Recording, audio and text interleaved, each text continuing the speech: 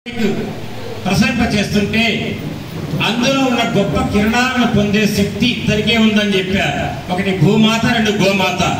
అటువంటి గోమాత ఆ గొప్ప కిరణాలను అది మాత్రమే పొందగలుగుతుంది. పొందినటువంటి గోమాత ఏం చేస్తుందంటే తను పీల్చినటువంటి ఆక్సిజన్తో కూడుకున్న వాయువుని మళ్ళీ ఆక్సిజన్తో కూడుకున్న వాయువునే వెలువరిస్తుందండి. ఆవు మనం ఎవరికి కూడా ఆక్సిజన్ పీలుస్తాం, కార్బన్ డైఆక్సైడ్ వదిలిపెడతాం. కానీ పీల్చిన దాంట్లో ప్రాణవాయువు, వదిలిన దానిలో కూడా ప్రాణవాయువు ఉన్న ఒకే ఒక జీవి భూమి మీద గోవు. అటువంటి గోవు నుంచి వెలువడినటువంటివి గోక్షీరం, పొదుగు నుంచి, పాల నుండి పెరుగు, పెరుగు నుండి వెన్నే నెయ్యిగా మారుతుంది గోఘృతం. ప్రక్కన పెట్టండి. పాలు, పెరుగు, నెయ్యి. ఆ నెయ్యి ఏదంటే హోమాలకు ఉపయోగిస్తాం గోఘృతం. పాలు త్రాగుతాం.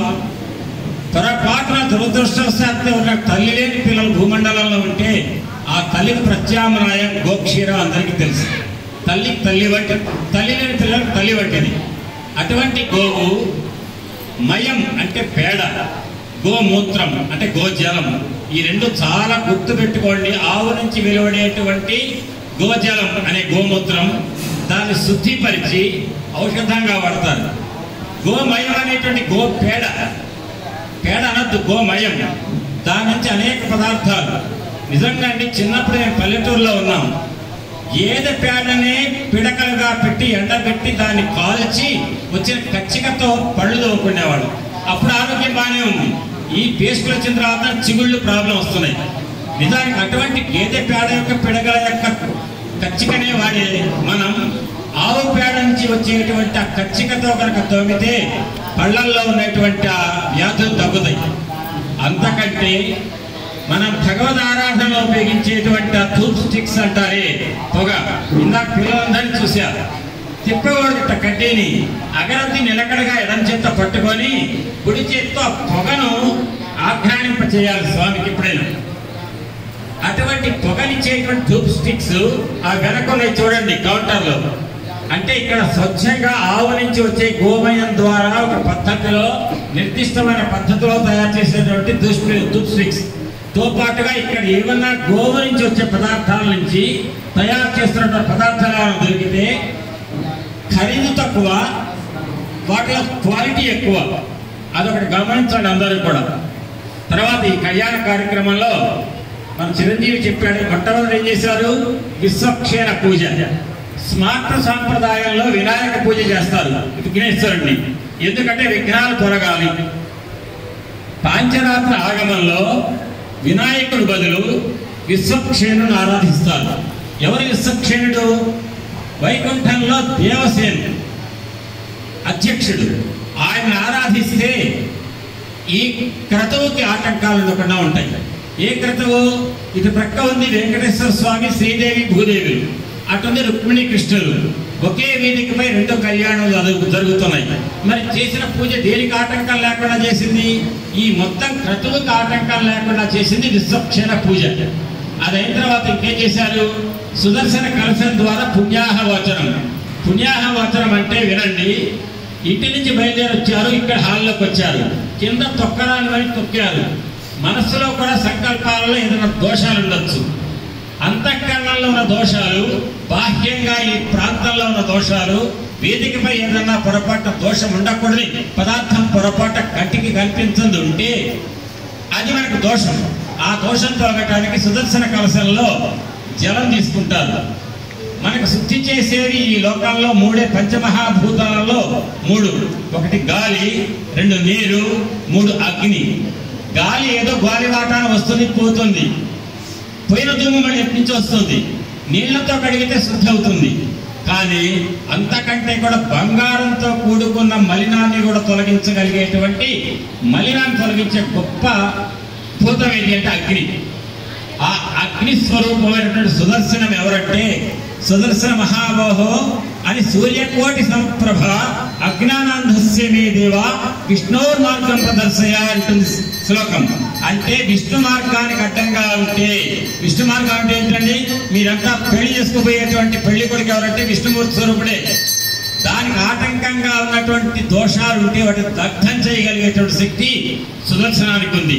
శ్రీనాథకర సరోరుహ మానిత దివ్యాస్త్ర రూప మనుజ సహస్రార అనూన అనంత అచ్యుత ధీనిగమానూఢ చక్ర దివ్యన్మూర్తి అంటారు ఇక్కడ కృష్ణమాచార్యుల వారు. విష్ణుమూర్తికి కుడి చేతిలో హరికిన్ దక్షిణహస్తమై కలుష దైత్య శ్రేణికిన్ మృత్యువై అంటారు. ఆ కుడి చేతిలో సుదర్శన చక్రం ఏదైతే ఉంటుందో ఆ సుదర్శనానికి సంబంధించినటువంటి కలశంతో ఉదకం తీసుకొని మంత్రపూతం చేసి ఆ నీటిని ప్రోక్షిస్తారు. అప్పుడు ఉన్నటువంటి దోషాలన్నీ తొలగిపోతాయి. ఇక దోషభూయిష్టమైనటువంటి వేదిక నుండి దోషరహితమైనటువంటి మానసిక స్థితి, దోషరహితమైనటువంటి వేదిక ప్రాంగణంలో ఇప్పుడు వెంకటేశ్వర స్వామి శ్రీదేవి భూదేవుల కళ్యాణం, రుక్మిణీ కృష్ణుల కళ్యాణం చేసుకోవడానికి సిద్ధమయ్యి రక్షాబంధన కార్యక్రమం చేశారు. ఒకసారి రక్షాబంధనం అయిందంటే ఈ క్రతులో పాల్గొనే వాళ్లకు లోకంలో జరిగేటువంటి ఎటువంటి కార్యక్రమాలు, చెడు కార్యక్రమాలకు, చెడు వార్తలకు సంబంధం ఉండదు. దాన్ని కట్ చేసి ఈ కార్యక్రమం యొక్క పవిత్రతను కొనసాగించడానికి, అర్హత కొనసాగడానికి ముందు దేవేరులకు కడతారు రక్ష. మగవాళ్లకు కుడి చేతికి, ఆడవాళ్ళకు ఎడమ చేతికి రక్షాబంధనం చేస్తారు. ఇక్కడ వేదికపై ఉన్నటువంటి దేవేరులకు కనుక రక్షాబంధనం చేస్తే చాలు, మనకి రక్ష వచ్చినట్టే. అటువంటి రక్షాబంధన కార్యక్రమం నిర్వహిస్తున్నారు. తదుపరి ఈ కళ్యాణ క్రతువుకి కావలసిన పూర్వభూమికి మొత్తం సిద్ధం చేశారు. దోషం తొలగించారు. పుణ్యాహవచనం ద్వారా విఘ్నాలు తొలగడానికి విశ్వక్షేణ పూజ చేశారు. ఇప్పుడు రక్షాబంధనం చేశారు. సర్వం సిద్ధం. చేయబోయే జగత్ కళ్యాణం. ఆ జగత్ కళ్యాణం ఎటువంటిదంటే రుక్మిణీ కృష్ణుల కళ్యాణాన్ని ఇందాక పద్యం చదివాము. ఒక్కటే వినండి. రుక్మిణీదేవి అంటుంది, ఈ ఒక్క పద్యం చెప్పేసి కళ్యాణ క్రతువుకి ఇస్తారు. ప్రాణేశ నీ మందు భాషలు కనలేని కనరంధ్రముల కలినియేలా పురుషరత్నమా నీవు భోగింపగాలేని తనుల తవలని సౌందర్యమేలా భువన మోహన నిన్ను పొడగానగాలేని చక్షురింద్రియముల సత్వమేలా దైతని అధరామృతం బాణగాలేని జిహ్వకు ఫలరస సిద్ధియేలా నీ వనమాలిక గంధమబ్బలే నిఘ్రాణమేలా ధన్యచరిత ఓ ధన్యచరిత నీకు దాస్యంబుసేయని జన్మమేల వేయి జన్మములకు అని చెప్పి మీరంతా కూడా శ్రీకృష్ణ పరమాత్మకు దాసులు అనుకోండి. భగవద్ దాసులంగా మనం కైంకర్యం చేస్తే భగవంతుడికి అనుగ్రహం ప్రాప్తిస్తుంది.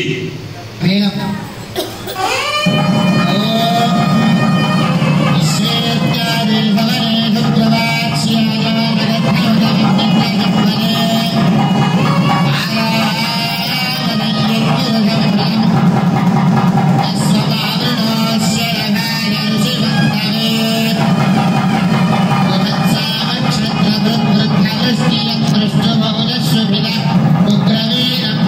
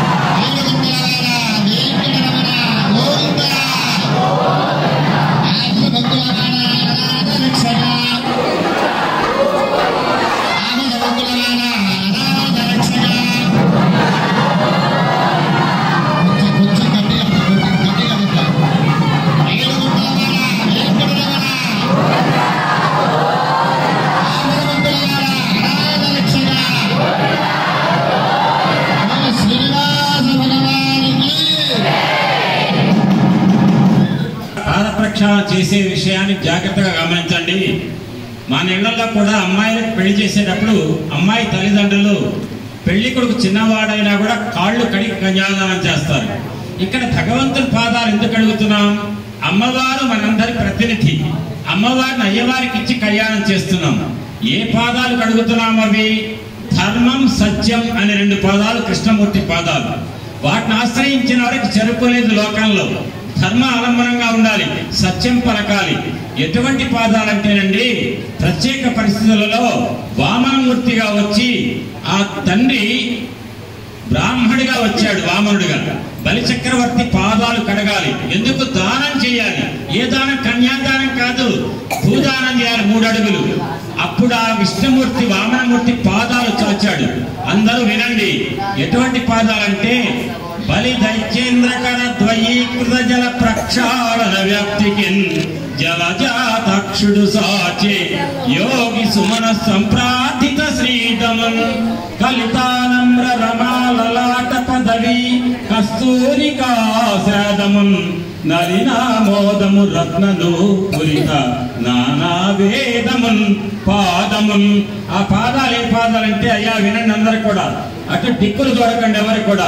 ఆ పాదాలు ఎంత గొప్ప పాదాలంటే భావించాలి.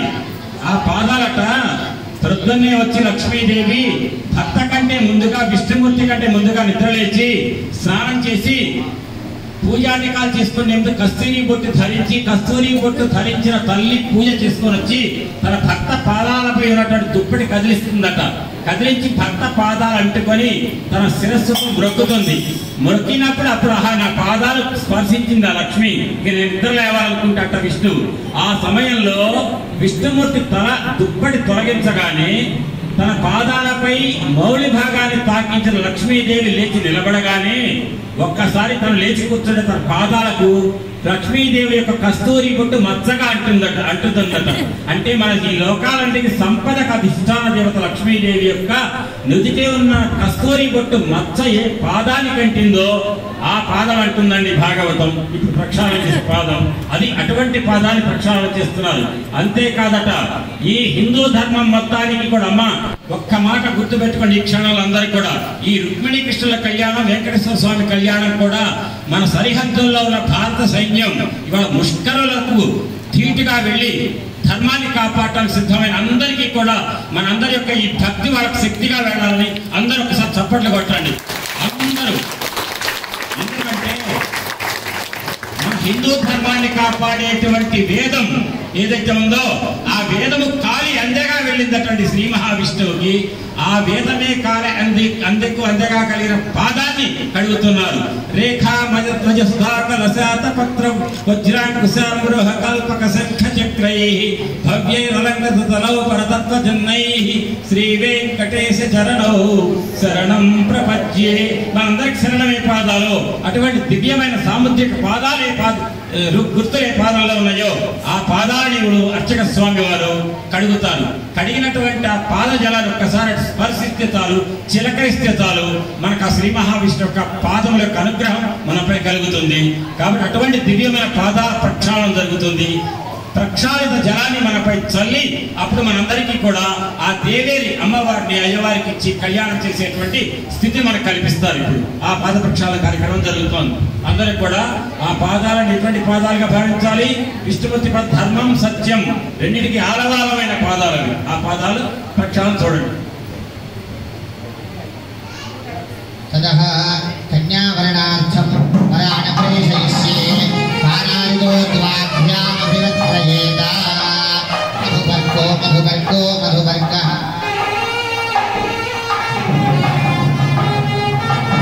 దధిమద్విజసమూసుజ్య కాగుంసేన పరిశీలసావిదాయ కూర్చాభ్యాం పరిముఖ్య దాదా మధువర్గైరిప్రాహ కూర్చాభ్యాం దాదా మధువర్గైరిప్రాహ యం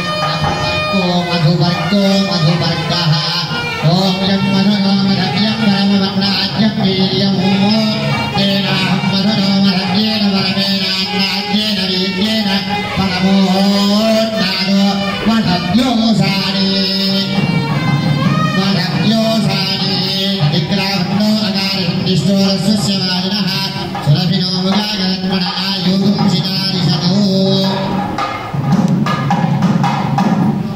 अभिनो मुखागरत्रण आयोगं सितारिषदु कन्यादान प्रवेशाङ्गत्वेन देवस्य अर्घ्यवाद्याचमनीयत्रत्वा देवस्य अर्घ्यवाद्याचमनीयत्रत्वा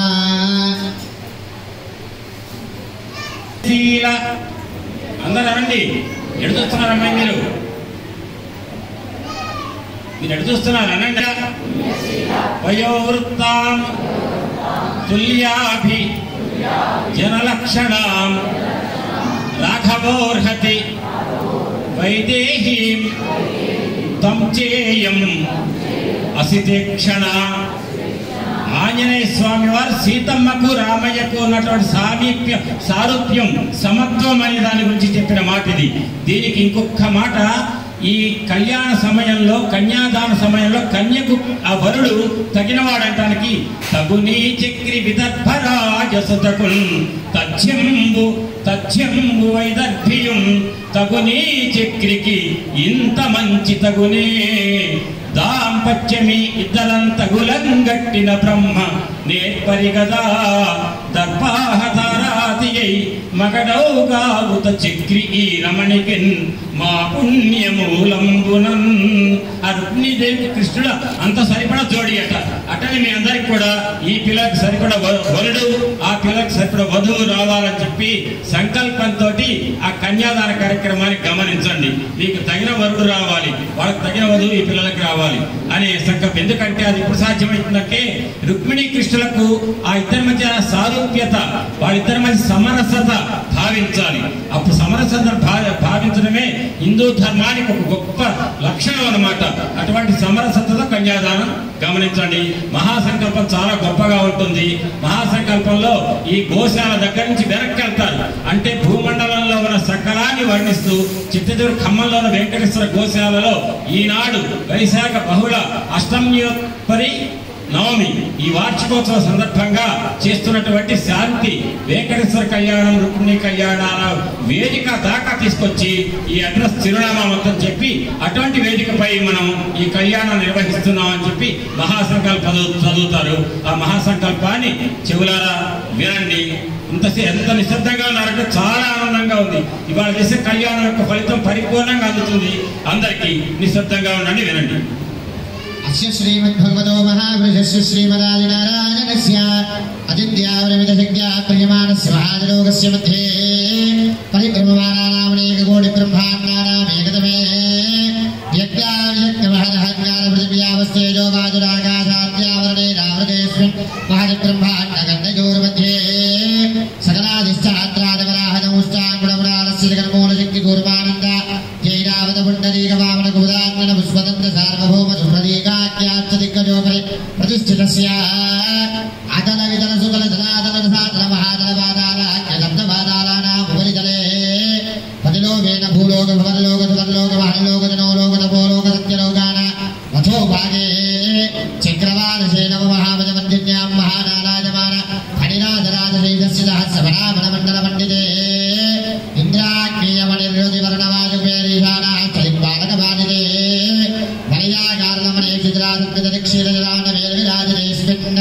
जम्बूक्लक्षाश्वत्थबलासिद्धिग्नोदोदुम्बराजमृत्मदीनाः श्रीशैलस्य ईशान्यप्रदेशे देवनिर्यन्मनस्य सकलजगन्यस्तुः परार्थत्रये देविनो ब्रह्मणः प्रथमपरार्थे पञ्चाशदतीते द्वितीयपरार्थे पञ्चाशद्दिव्यवर्षात्मके प्रथममासे प्रथमपक्षे अहनिद्वितीययामे तृतीयमुहूर्ते त्रयोदशघटिकायां द्विचत्वारिंशत्घटिकासु गतासु पार्थिवकल्पानन्दकल्पगूर्मकल्प ब्रह्मकल्प वराहकल्प श्वेतवराहकल्प प्रलयकल्प सावित्रीकल्पानां मध्ये श्वेतवराहकल्पे स्वायम्भुवस्वारोजशोत्तमतामसदैव तदाक्षुतवैवस्वत सूर्याग्नि तुलम्भ रुद्र दक्ष रौद्र बौद्ध चतुर्दशमणवन्तराणां मध्ये सप्तमे वैवस्वतमणवन्तरे इदानीमष्टाविंशन्महायुगे युधिष्ठिरमान् विक्रमार्कशालिवाहन विजयाभिनन्दन नागार्जुन स्वच्छकानां मध्ये तृतीये शालवाहनशके अष्टाविंशतिसहस्राणि सप्तदशलक्षाब्दे कृतयुगे जाते षण्णवतिसहस्राणि द्वादशलक्षाब्दे द्वापरयुगे जाते द्वात्रिंशत्सहस्राणि चतुर्लक्षाब्दे कलियुगे प्रथमपादे जम्बूद्वीपे भारतवर्षे भरतखण्डे मेनोः दक्षिण दिग्भागे श्रीरङ्गस्योत्तरप्रदेशे कृष्णावेण्यां गोदावर्योर्मध्यदेशे भगवदालये श्री श्रीनिवासस्वामी दिव्यक्षेत्रे कल्याणमण्डपे समस्तदेवता ब्राह्मण हरिहर गुरुचरणसन्निधौ अस्मिन् वर्तमानं व्यावहारिकचान्द्रमानेन स्वस्ति श्री विश्वावसुनाम संवत्सरे उत्तरायणे वसन्त ऋतौ वैशाखमासे शुक्लपक्षे अष्टम्यां तदुपरि नवम्यां तिथौ हिन्दुवासरे शुभवासरे शुभनक्षत्रे शुभयोगे शुभकरणे एवं गुणविशेषणविशिष्टायां शुभतिथौ मम अनादि అందరూ కూడా నమస్కారం చేసుకుంటూ నేను చెప్పండి మమ అనాది అవిద్య వాసనజ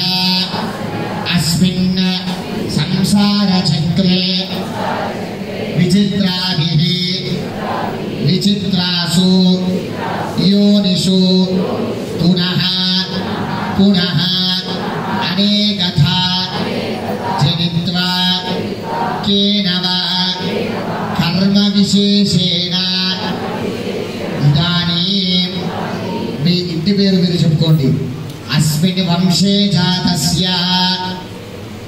మీ ఇంటి పేరు మీరు చెప్పుకోండి మీ పేరు చెప్పుకోండి మీ గోత్రం చెప్పుకోండి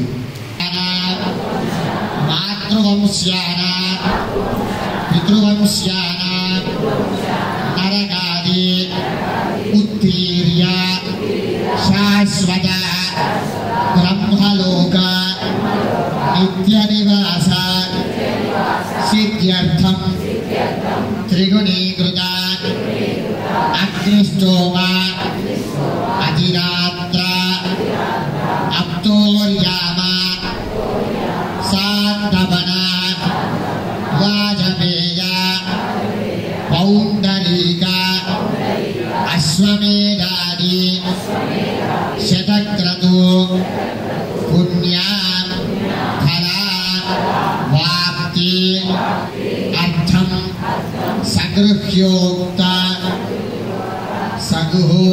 సగుహ్యోక్త ప్రకారేణ సాలంకృత సహిరణ్యోదక కన్యా దానం కరిష్యే అందరూ కూడా చక్కగా నమస్కారం చేసుకోండి కన్యాంగనక సంపన్నాంగనక భరణేర్యుగా యాస్యామి విష్ణవేదుమ్యం బ్రహ్మలోక జిగీషయ కన్యే భవాకృతో భూయాత్ కన్యే భోజే వివాస్వయోః కన్యే మే సర్వదో భూయాత్ సంతానాని మోక్షమాప్నుయాత్ కన్యాం జ్ఞానం సుధాం దాత్రీం సుశీలాని సుధీపదే ప్రయతోహం ప్రయచ్ఛామి ధర్మకామార్థ సిద్ధయే కన్యాదానాయకత్వేన దేవస్య ప్రవరార్థసంధాయ చతుస్సాగరపర్యంతో బ్రాహ్మణేభ్యः శుభం భవతు అనంతవేదసాగాధ్యాయనే అచ్యుత పరబ్రహ్మణే ఆదినారాయణాయ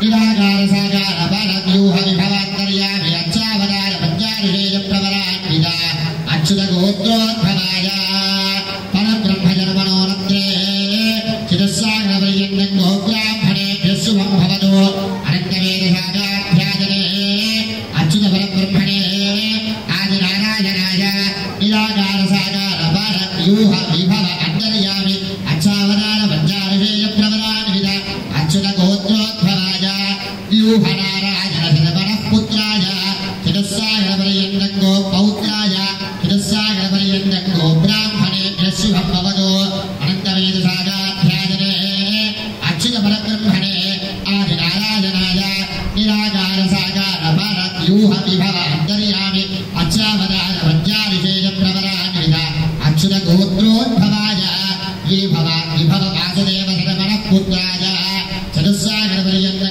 బ్రాహ్మణేభ్యः శుభం భవతు అనంతవేదసాగాధ్యాయనే అచ్యుత పరబ్రహ్మణే ఆదినారాయణాయ నిరాకార సాకార పరవ్యూహ విభవంతర్యామి అచ్చావతార పంచారుషేయ ప్రవరాన్విత అచ్యుత గోత్రోద్భవాయ సాక్షాత్ శ్రీ మహావిష్ణు స్వరూపాయ శ్రీ శ్రీనివాస